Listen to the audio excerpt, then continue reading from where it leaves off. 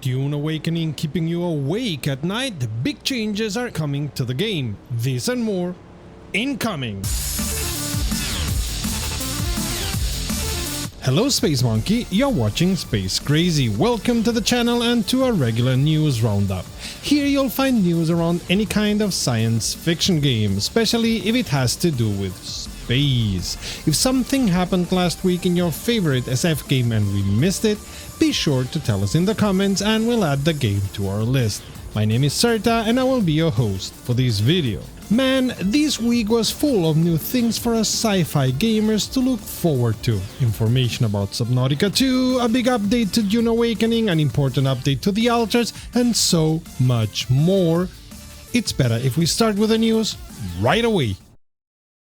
It's a strange week when Subnautica 2 is not the biggest news, but here we are. Still, we are learning bit by bit more about the upcoming game. The first surprise being the senior narrative designer letting us know that alien DNA will seep into our bones. And alien DNA seeps into your bones. Whatever that means, it's a yikes from me. After that, they tell us how they build new biomes and let us know all of Subnautica 2 will be handcrafted, as were the other two Subnauticas if I remember correctly. Also, they tell us they are using a piece of software developed by a community member to make the graphics seamless. Speaking about software, they also give us a peek in how they developed a living ecosystem by mixing fixed graphics with procedural steps, which I find especially fascinating. They then give the microphone to their resident rock freak, specialist. All quite interesting stuff I recommend you to watch. See the link in the description of the video. Warp Space dropped a significant update that adds a lot of depth to the gameplay. They start by introducing a snap feature into base building, which of course will make it easier to do so. The component power distribution has been fixed, as has the base fabricator. You can now build and add a hydro incubator and a base refinery to the base, and the forge has been improved. As has research, also because now missions can drop research unlocks, but missions and exploring have become more dangerous due to the addition of a new opponent: worms. Don't laugh, they can be dangerous. One big change to the game, which is still in the demo phase, is that now you'll have to keep yourself hydrated, so there's a whole new game mechanic around that.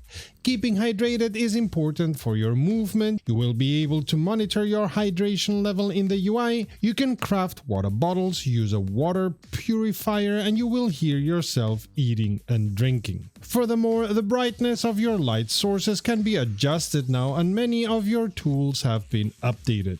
And while there's still a big chunk of bugs to be solved, this is a demo. It's already fun to play, and playing it costs you nothing at all. The makers of Starship Simulator would like you to know they are close to releasing a new demo for the game, which will change many core aspects and seemingly bringing an incredibly amount of bug fixes. Surviving Series brought some updates and bug fixes to the 1.2 version. Well, it's actually two 1.2 versions. Most important changes are that the colonists' AI should now work better and the deconstruction tool should work flawlessly now. Forever Skies is adding different kinds of rooms to the interiors, such as living rooms, bathrooms, kitchens, as well as habitat exteriors. They even released images of their work in progress in that regard. Also, they fixed some big-ish bugs and have released the fixes to the beta branch of the game.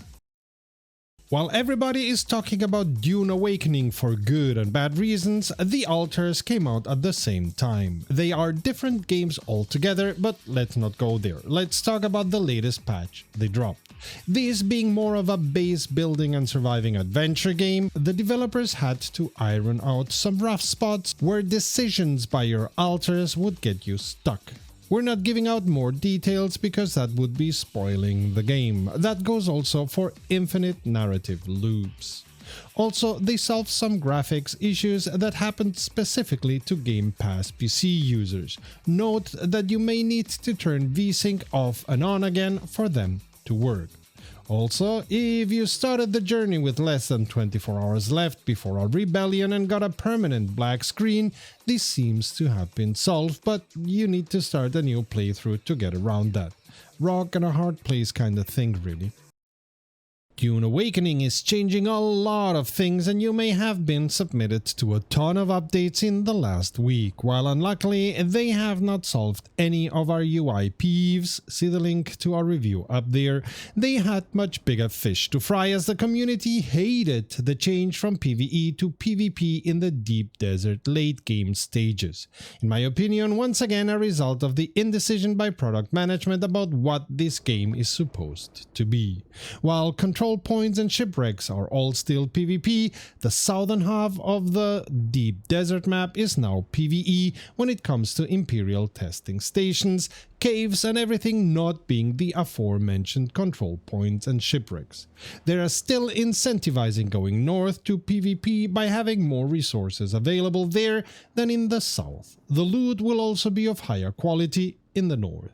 Oh, and big kudos to their creative director for being so candid and open about why they had set up the game this way and why they have changed direction. No marketing BS, just plain transparent.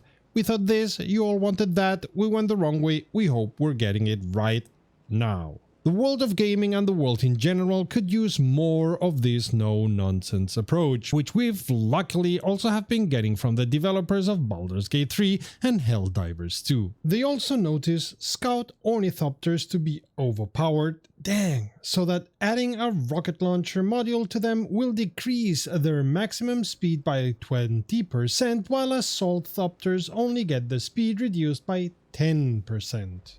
If you leave your Thopter mid-air, it will drop straight away with you, so to speak, and not glide away. It seems the risk of accidentally doing so was high, as were issues with disconnections.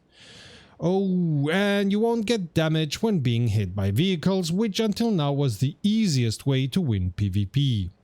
Also, you can now report players' messages on chat in case you ever see the need to do so. These are only the start of the changes they are doing in PvP, so we'll have to wait and see what they are doing in the future. One thing I didn't know, and that goes with a bad job the game does in explaining things we talked in the review, is that the Landsrat is a way to give you daily and weekly goes.